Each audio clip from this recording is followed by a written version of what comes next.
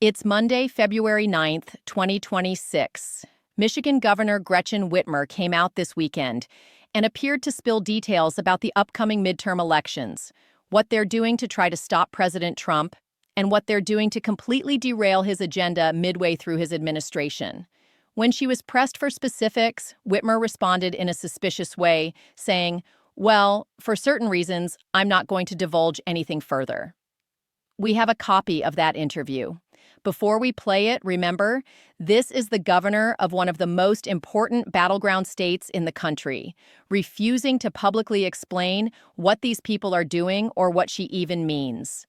Meanwhile, President Trump is doing everything possible to secure the upcoming elections. Major moves are happening behind the scenes right now to prevent any funny business in November, especially involving what Tulsi Gabbard has been working on. People incorrectly assume she's only looking backward, focused on exposing what happened in 2020, but from what we understand, that isn't her main focus. The effort Tulsi has been working on has been kept extremely quiet. Only a small, trusted group knew what she was doing until she was spotted at that Fulton County raid, which gave it away. And now they've been coming after her with everything they've got.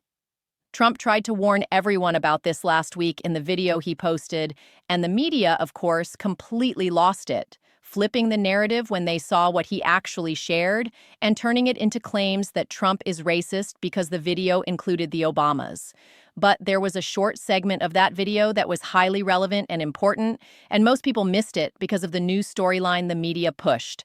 Let's start there. I looked at it, I saw it, and I just looked at the first part. It was about voter fraud in someplace, Georgia. There was a lot of voter fraud, 2020 voter fraud, and I didn't see the whole thing. I guess during the end of it, there was some kind of a picture that people don't like. I wouldn't like it either, but I didn't see it. I looked at the first part, and it was really about voter fraud in and the machines, how crooked it is, how disgusting it is. Then I gave it to the people. Generally, they look at the whole thing, but I guess somebody didn't, and they posted, and we took it down, and we turned it, But that was a voter fraud that nobody talks about. They don't like to talk about that post. We took it down as soon as... So the Trump administration is firing on all cylinders to secure the 2026 midterm elections. We saw that 2 weeks ago with the Fulton County, Georgia election hub raid, with DNI Tulsi Gabbard participating. She's the top spy in the U.S. intelligence community, which seems very strange when you think about it, unless she's working to stop an active foreign threat to the homeland. A foreign nation interfering in U.S. elections would absolutely fall under Tulsi's job description. We'll show you in a minute what we've learned. But first, to set the stage. As we've said, the Trump administration has been working nonstop to secure the midterms and stop any funny business that bad actors may be planning. For example, we've seen them start pushing states to clean up their voter rolls. Then came the Fulton County raid 2 weeks ago. Trump is also pushing hard to get the Save America Act passed through the Senate, and possibly there's smoking gun evidence involving Venezuela, where the arrest of Nicolas Maduro could potentially provide real proof of foreign interference. But one thing that triggered an uproar in the mainstream media last week was Trump's suggestion that the federal government should run elections in at least 12 states, maybe 15, states the president calls trouble zones, with cities like Philadelphia and Atlanta that are ripe with corruption. He says that even the suggestion of the feds overseeing or taking over elections in those areas sent the media into a tailspin. What exactly did you mean when you said that you should nationalize elections, and which 15 states are you talking about? I want to see elections be honest, and if a state can't run an election, I think the people behind me should do something about it. Because, if you think about it, a state is an agent for the federal government in elections. I don't know why the federal government doesn't do them anyway. But when you see some of these states about how horribly they run their elections, what a disgrace it is, I think the federal government, when you see crooked elections, and we had plenty of them, and by the way, we had them last time, but go to 2020 and look at the facts that are coming out. Rigged, crooked elections. If we have areas, take a look at Detroit. Take a look at Pennsylvania. Take a look at Philadelphia. You go take a look at Atlanta. Look at some of the places that horrible corruption on elections. And the federal government should not allow that. The federal government should get involved. These are agents of the federal government to count the votes. If they can't count the votes legally and honestly, then somebody else should take over. The Constitution says it should be states that administer Go ahead. elections, Mr. President. Yeah, That's what the Constitution you know what? says. They can administer the election, but they have to do it honestly. So why is Trump saying this? What just happened that has him so worried? Well, beyond the fact that a federal judge just signed off on a criminal warrant against Fulton County, Georgia's election hub, it could also be all the noise coming from high-ranking Democrats, like Michigan's governor, from a critically important battleground state, going out and saying things like this. Roll the tape. The president's approach is. He's talked about redistricting, gerrymandering, but do you assume that the president will be doing more to interfere, from your point of view, with the results? I think it would be a mistake to assume that they're not going to. So I don't know precisely what it is that they might come up with, but we've got smart, sophisticated, savvy people around the tabletop that we will continue to get prepared. Some people spin out theories and they will say, well, DHS is everywhere, Homeland Security people are everywhere, and they might be used in some way. I don't think it's paranoia to have that concern. Why do you think Michigan has been spared compared to some other states? Minnesota, California, which have had National Guard on the streets and everything else that we've seen. You know what? First, I'll just say, I appreciate the work that my colleagues in Illinois and California and, of course, Minnesota are doing. They are under extreme stress, and I stand in solidarity with them. I will also say that our approach in Michigan is to try to keep the temperature down, to keep open lines of communication, and that's what we're going to continue to do, and hopefully we'll continue to be successful. But I know in these moments there's a lot of unpredictability, and so we're on high alert. Do you have you said, other than just being prepared, do you have a task force? Do you have a group of people who are studying this? Do you have, how are you preparing? There are important reasons that I'm not going into a whole lot more detail on that, Steve. I think, I'll just leave it at this. We've got some brilliant folks who are working on this, and we will be prepared. Governors are talking? Democratic governors are talking about this? Yes. I want to ask one other thing about this, because I'm remembering that in 2020, the president very specifically tried to bend the electoral votes coming out of Michigan, asked for help from Michigan Republicans in the legislature, and ultimately didn't get it.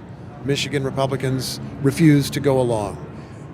Do you have confidence that the other party in this state would stand with the results once again the next couple of times?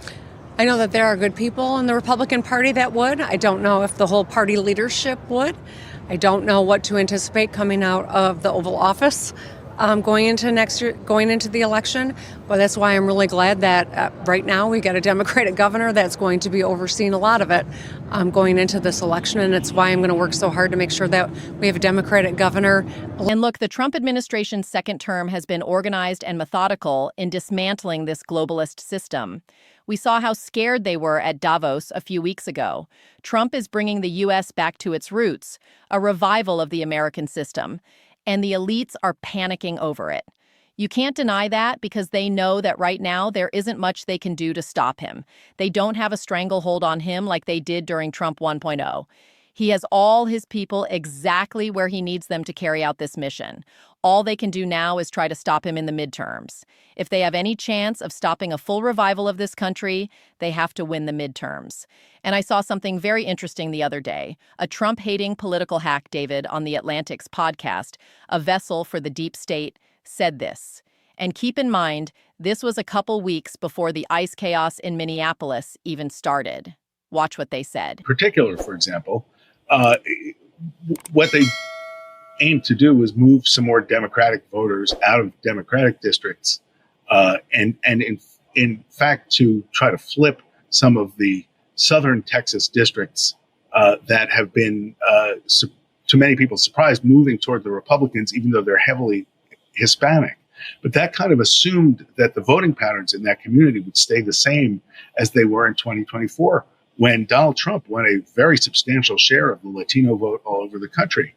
The ICE raids, the brutality, and all these other things we've seen seem to be pushing that community back toward, in a sense, more traditional partisan landing spot. And we saw this play out in what just happened in that special election in Texas. A district that should have been safe for the Republican was won overwhelmingly by the Democrat candidate. I truly think they plan all of this, folks. It's done on purpose. They war game this stuff. Like Gretchen Whitmer just said, we have some of the savviest political operatives in the world working on this, working on how to win the midterms and cut Trump's agenda off at the knees. Which brings us back to what Trump posted last week that just happened to include a short clip of the Obamas. Trump has since taken that video down, and unfortunately, we're not going to play it here. You can still find it out there, though. It's all over social media, talking about what they found in some of the Michigan voting machines. Michigan, Gretch, and Whitmer again. That's what the president posted on Truth Social. On top of that, probably the single most important thing they're doing to secure the upcoming midterms involves the Save America Act that President Trump is trying to push through the Senate. And it looks like we may be seeing movement. Democrats are now being urged to get on board with this law, get involved with the bill, and try to make some changes of their own. Negotiate. After all, it's not only Republicans who want this. 71% of Democrats support voter ID, and for good reason. Just in today, a federal jury convicted Colombian national Lina Hernandez, an illegal alien in Boston, of voter fraud after she used a stolen identity to illegally vote in last year's presidential election, the 2024 election. I wonder who she voted for. ID heating up on Capitol Hill. A jury just convicted a woman in Massachusetts of voter fraud. Prosecutors say that she also stole more than $400,000 in federal benefits. White House correspondent Aisha Hasni reports live from the North Lawn. Hi, Aisha. Hey there, Martha. We're talking about a 59-year-old illegal immigrant who's been in the country for years, stole someone else's identity, and then voted in the 2024 presidential election. Take a look at this photo here. This is Lina Maria Orovio Hernandez. In this picture, you can see her, Martha, wearing that I voted sticker that we all get when we go to cast our ballots. She's also convicted of stealing $400,000, as you mentioned, in benefits. She apparently used her fake identity to obtain multiple state IDs and also a passport. So the president this morning, on Sunday, posted this on Truth Social. America's elections are rigged, stolen, and a laughingstock all over the world. He is calling for voter ID, proof of citizenship, and bans on mail-in ballots as he supports the SAVE Act on Capitol Hill. That's a Republican-led voter ID bill that is expected to hit the floor of the House this week. House Minority Leader Hakeem Jeffries is claiming the bill is just an attempt by Republicans to rig the midterm elections. The question is that what Republicans are trying to do is to engage in clear and blatant voter suppression. They know that if there's a free and fair election in November, they're going to lose. Okay, but not all Democrats out there actually feel that way. And now, me as a Democrat, I do not believe that it's unreasonable or to show ID just to vote.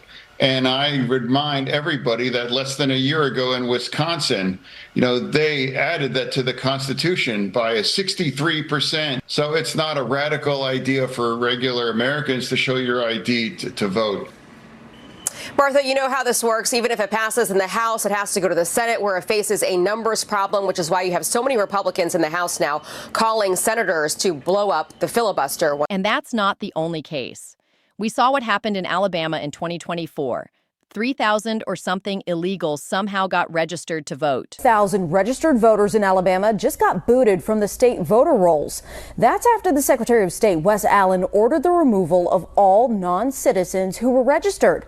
But how did non-citizens get registered in the first place? WAFF 48's Nick Ballinger spoke to the Secretary of State to get to the bottom of this story. Nick? Yeah, Margo, when I asked Secretary Allen how these people got registered to vote in the first place, he couldn't give me a clear answer just yet, saying it was still being investigated. But when he gave me a breakdown of how many there were in each county, the numbers were glaring. This is a list from Secretary of State Wes Allen of how many non-citizens were registered to vote in our counties. The state found 3,251 people. 742 of them were from North Alabama. We got the information. We cross-checked it against our centralized data file here in the state of Alabama and found those 3,200 individuals. If it happened in Alabama, I can only imagine what California looks like. All right, that wraps up this episode. Like, subscribe. We'll see you real soon.